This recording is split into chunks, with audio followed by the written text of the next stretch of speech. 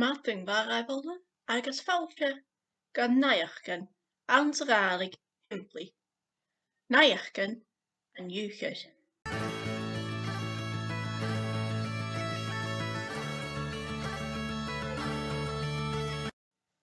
Bhí crodh Gall-Gàidhealach a brosnachadh dealan-dé feasc Dùn Phrìos.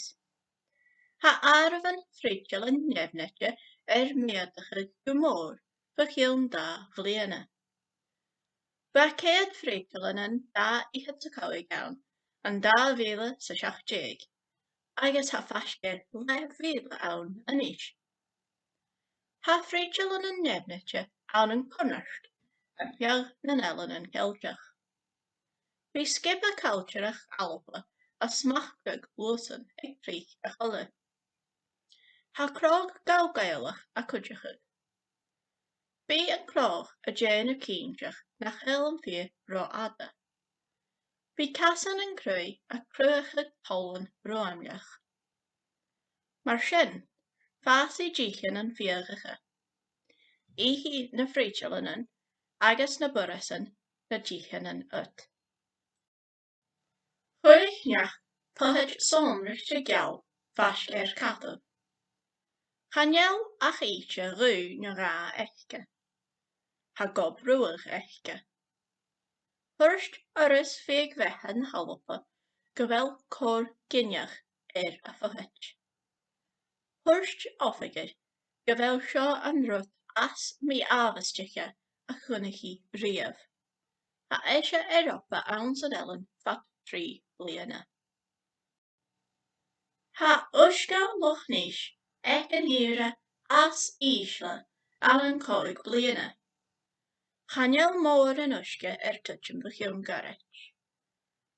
Thuirst buan dín na háireanach go bhfuil an loch ag an ire as ìosal go ghoscail an stéisiún bhesaí.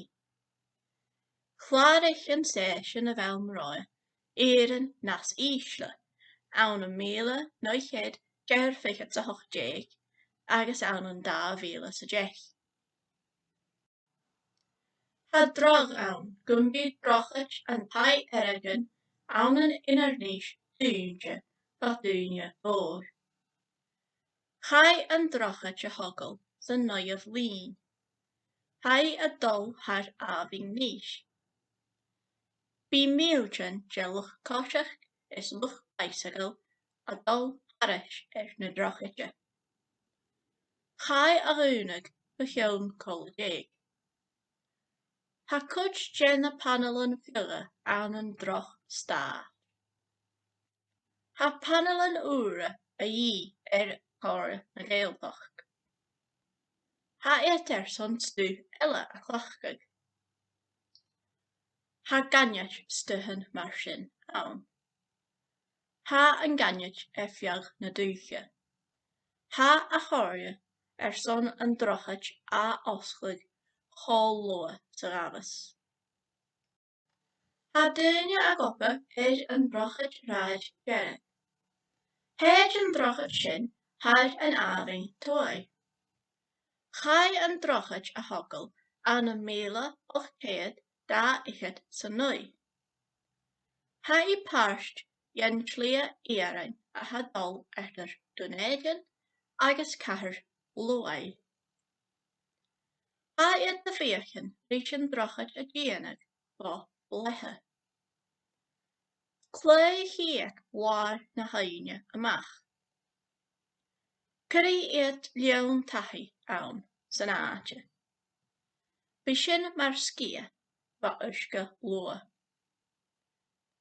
Bí an Coilltearachd déanta an David. Ha oras nan Ellen a séireadh bholiain sonneach ó Ghàidhlig na bliana.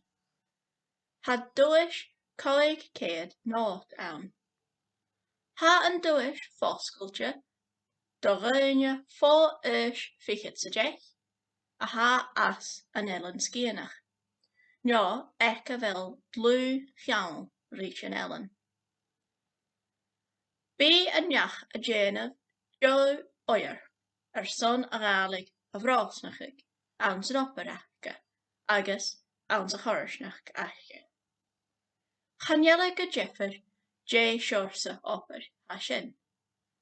At sa bhí san deach a cladhachadh na Gàidhlige an cónaí. Ha bliana dul seachad deanis, brosnachadh an leabhar the Gaelic crisis in the vernacular community ìosal. Ha an leabhain a scríomh an leabhar, a gra nach deach mór an uirtas a dhéanamh bon uair sin. Chomhdún an leabhar go bhfuil Gall gael an fér cunnart, mar chanan na coirseach, ans na scéireann dúchasach eileanach. Ha an leabhar a gra gum bechoir do foillseachadh atharrachadh go mór. Cha dúirt an leabhar go bhfuil seo a ciallachadh nach bí luchlabhart ann. Nach conspait fa ciangal ma dhéan an scarad eicir luchlabhart fa hús agus luchéonsachí, agus gael ans na helanan agus gael an tír mór.